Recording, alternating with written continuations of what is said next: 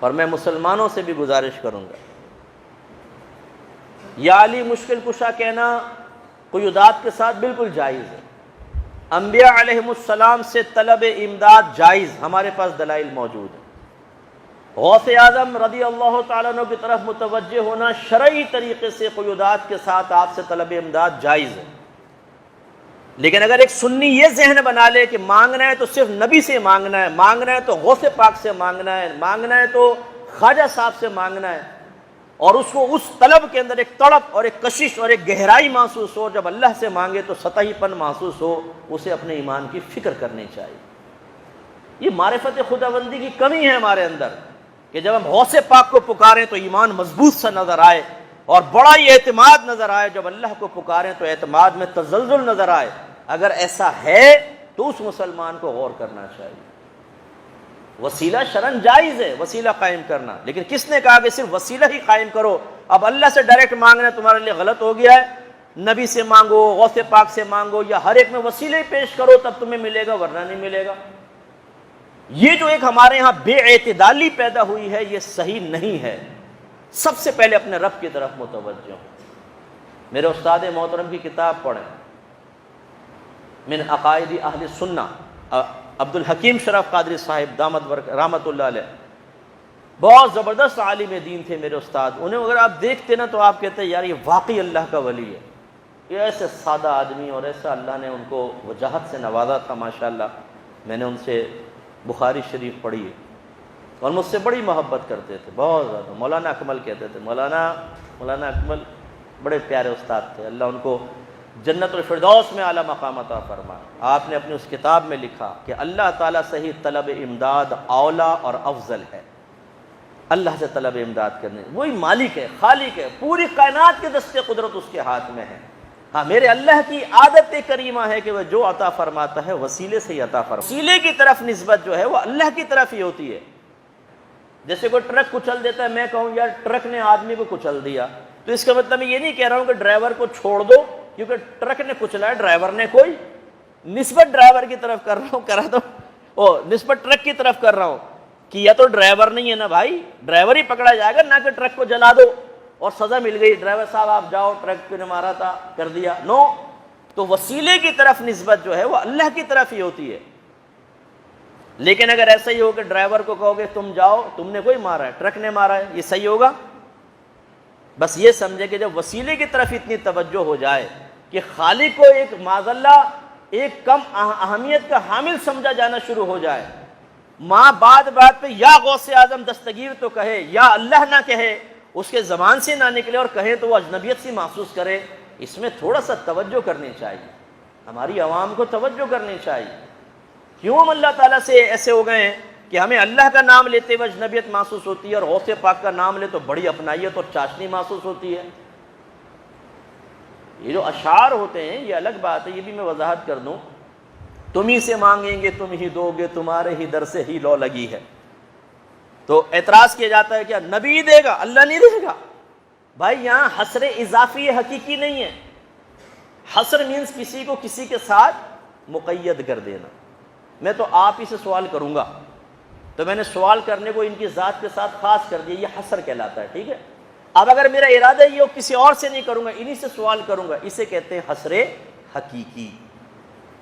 اور بعض اوقات ہوتا ہے کہ میں اپنائیت کا اظہار کرنا چاہتا ہوں، اوروں سے بھی پوچھتا ہوں، لیکن کہوں گا میں تو آپ ہی سے کروں گا، اور ارادہ یہ نہیں ہے کہ کسی اور سے نہیں پوچھوں گا، بلکہ یہاں اپنی محبت کا اپنے اعتماد کا یقین دلانا مقصود ہے، اسے کہیں گے حصر اضافی۔ کہ یہاں پر حصر یعنی دو کو ایک دوسرے کے ساتھ کنیکشن مضبوط کرنا، اس لیے نہیں ہے کہ باقی کو خارج کرنا ہے، صرف اپنائیت کا اظہار۔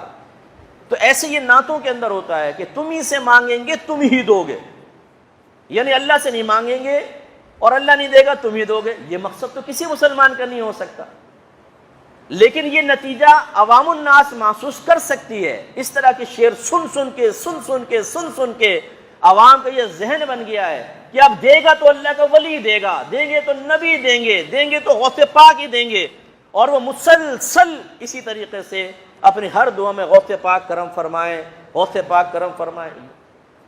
ہمیں یہ عوام کو سمجھانا کہ بہت سی چیزیں حد اعتدال میں بالکل جائز ہوتی ہیں، لیکن جب آپ اعتدال کو پھلانگ کے تھوڑے آگے بڑھتے ہیں تو اس میں بعض اوقات نقصان ہو سکتا ہے کہ آپ کی آنے والی نسلوں کو وہ معرفت حاصل نہیں ہوگی جس معرفت کے ساتھ آپ نے دونوں چیزوں میں فرق کر کے اور آپ چل رہے ہیں۔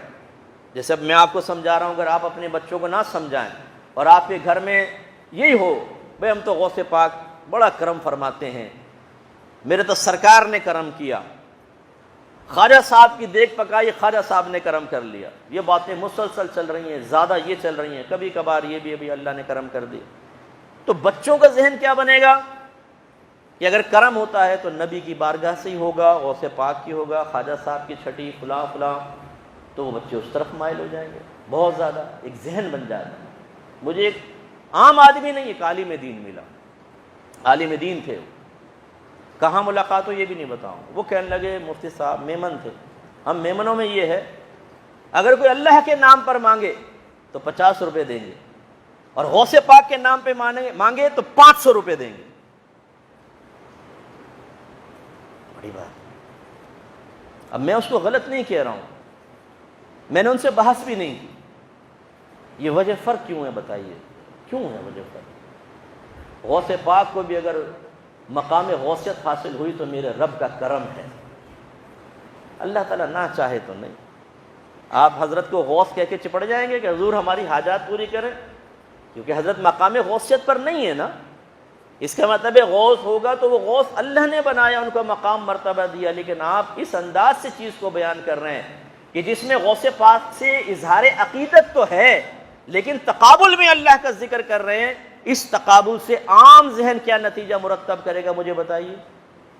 میں اس کا بھی مخالف ہوں، اور میں نے کئی جگہ جلسوں کے اندر برملا ٹوکا ہے اور کویسچن کیا ہے نقیب محفل سے، نعرہ تکبیر میں 1 ہاتھ اٹھاؤ، نعرہ رسالت میں 2 ہاتھ اٹھاؤ، کیوں؟ میں نے ایک نقیب محفل سے کہا، میں نے کہا کیوں؟ اللہ کے نام پر 1 ہاتھ اور غوث سرکار کے نام پر 2 ہاتھ کیوں؟ مجھے سمجھاؤ، کیا ہے اس کے پیچھے لاجک، کیا کہنا چاہتے ہو؟ اس سے عوام کیا نتیجہ مرتب کرے گی مجھے یہ بتاؤ، کہ اللہ کے لیے 1 ہاتھ اٹھاؤ، نبی کے لیے 2 ہاتھ اٹھاؤ، کیا نتیجہ مرتب کرے گی؟ میں آپ پہ چھوڑ دیتا ہوں، آپ خود ہی غور کریں، میں اس پہ ناجائز حرام کا حکم نہیں دے رہا ہوں، میں کہہ رہا ہوں اس سے عوام کیا نتیجہ مرتب کرے گی وہ بتاؤ۔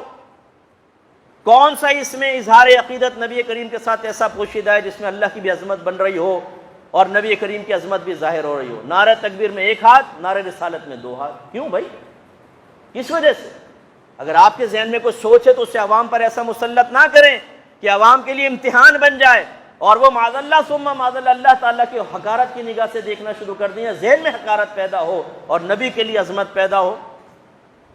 اور میں آپ کو چیلنج کرتا ہوں، آپ سے کویسچن کرتا ہوں، اگر نبی کریم کے سامنے کوئی کہتا کہ نعرہ تکبیر پہ 1 ہاتھ اٹھاؤ اور میرے نبی کے نعرے پہ 2 ہاتھ اٹھاؤ، بتائیں آپ کے نبی کیا کہتے ہیں؟ دیانتداری سے سوچ کے مجھے بتائیں کیا کہتے ہیں آپ کے نبی؟ پسند کرتے اس بات کو؟ میں دلیل دیتا ہوں آپ کو، سرکار کو صحابہ کے پاس سے گزرے، وہ ہمارے نبی کو حضرت موسیٰ علیہ السلام پر فوقیت دے رہے تھے کہ ہمارے نبی کے کمالات زیادہ ہیں۔ سرکار نے ارشاد فرمایا، رک گئے سرکار، فرمایا مجھے موسیٰ پر فوقیت مت دو۔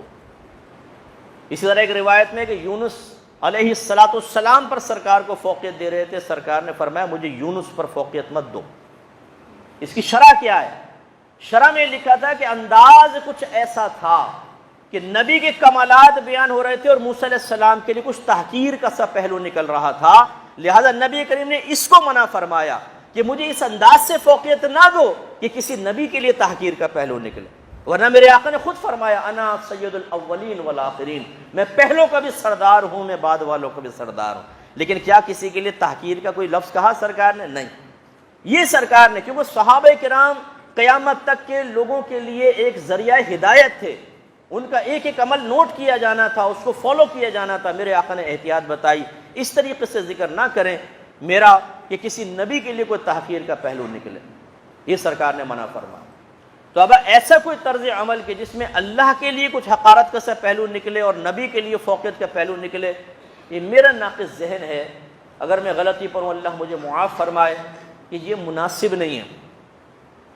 اور یہ جو ہے ہاتھ اٹھانے والا، اگر آپ کے سامنے بھی کہے اس سے کہیں بھائی خدا کے واسطے کچھ بتاؤ اس میں لاجک کیا پوشیدہ تھی وہ آپ بتا دیجئے، تاکہ اس لاجک کا پھر تجزیہ کیا جائے کہ بھئی واقعی اس میں ایمانی گہرائی کتنی پوشیدہ ہے، اس کے اعتبار سے پھر خاص طور پہ ہم جیسا آدمی اپنی اصلاح کر لے۔